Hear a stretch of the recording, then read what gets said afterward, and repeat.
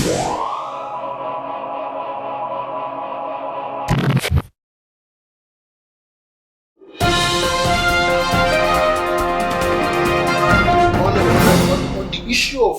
the issue of trading and business, I know this is a broad topic, bro, but let's see what we can do let's see what we can do in at least 10 minutes. How would you? Let me frame this question this way, right? How would you improve one, the business environment, and two, how would you make Owerri the economic capital of the Southeast? How would you make Owerri, for example, Aba, Oka, these places, Abakaliki, I'm missing out River State. I don't know what's the capital of Rivers. My point is, how would you make these capitals? How would you make them the economic capital of not just the Southeast, but Nigeria and perhaps Africa? Okay. All right, real quick. Like you said, this is broad. Yeah. Talking about moving economy and business forward. There are certain things that need to be put in place. Yeah. That is one thing I know I picked up from what Ibazo did that day. And when he picked it up, I'm like, wow, okay, this is good. If you can just pick this up and fix it, the rest is going to be history. So first of all is infrastructure.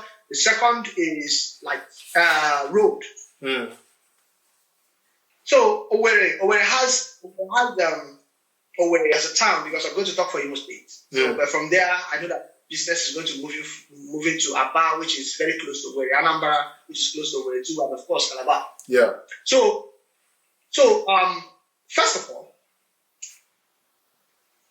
bring up the plan of that town, because I believe there's a plan for that town. I don't know where it is, but so the master plan. The master plan of that town, because that's the only way you can make everything reasonable. Mark out the areas that have roads on it. That's the first thing. So connect the whole road to the town to ensure that there's very good road network.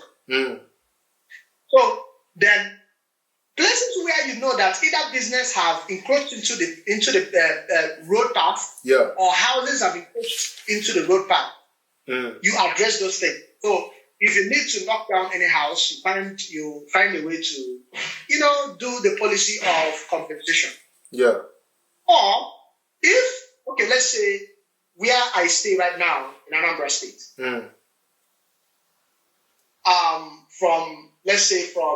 Let me use Unizik as an where the admin block is. Yeah, I know. Yeah, of course. Yeah. Yeah. So from where the admin block is to that place. What's that place again? The IT center. Is it bank? Is it where you have the banks? Where you have... Okay, let me use the admin block and management science. Okay, yeah. Admin block and management science. So that road from admin block to management science block, management science faculty block.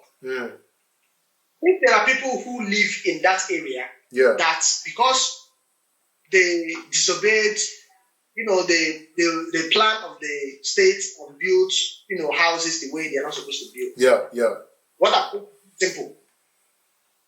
If there are like 10 houses in that area,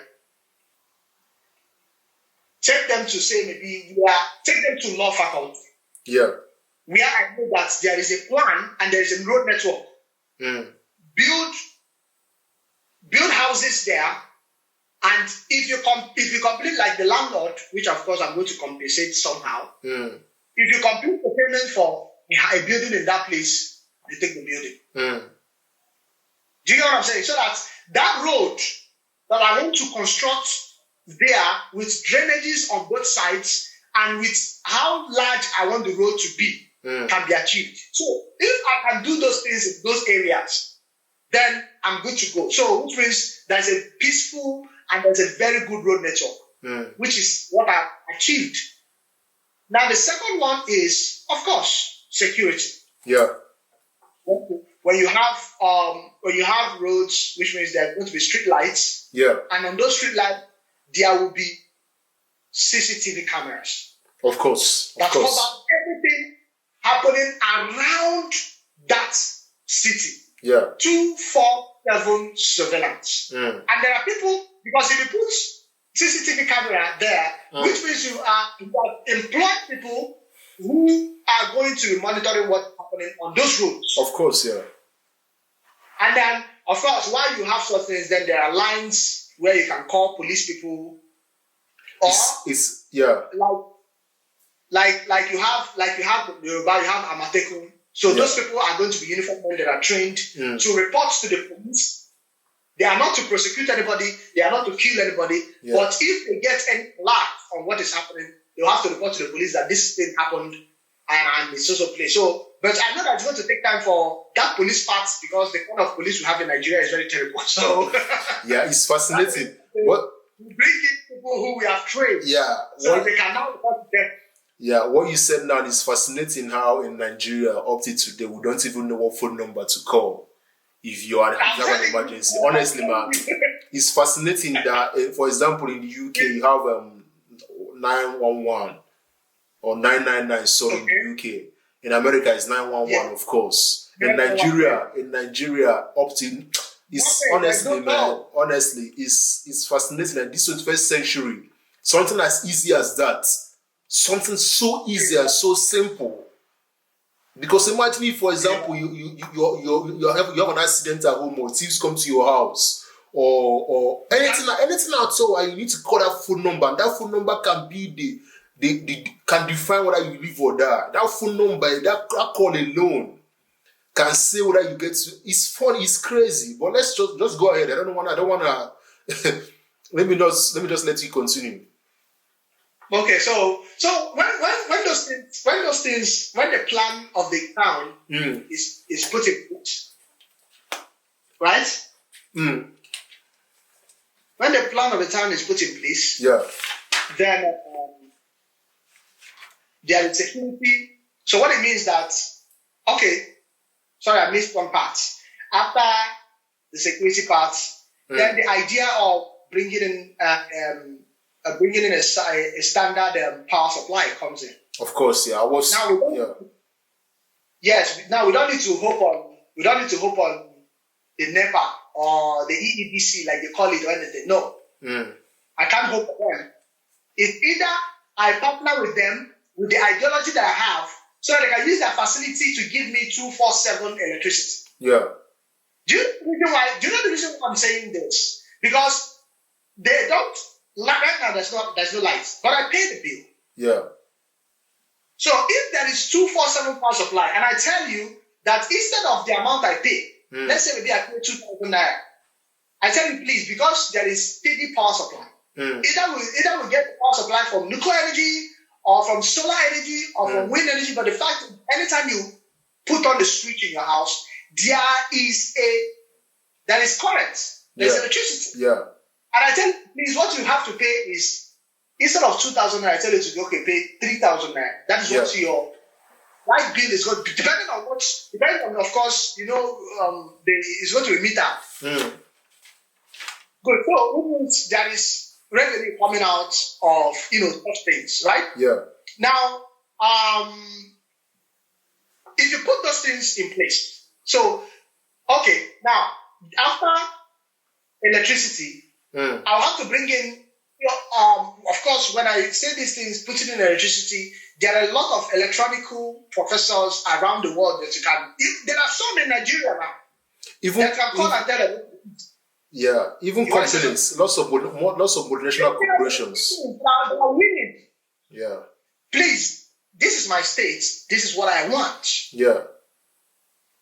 Come in and tell me what is going to take. These are not difficult. They're not difficult at all. All you need is to have the will to do them.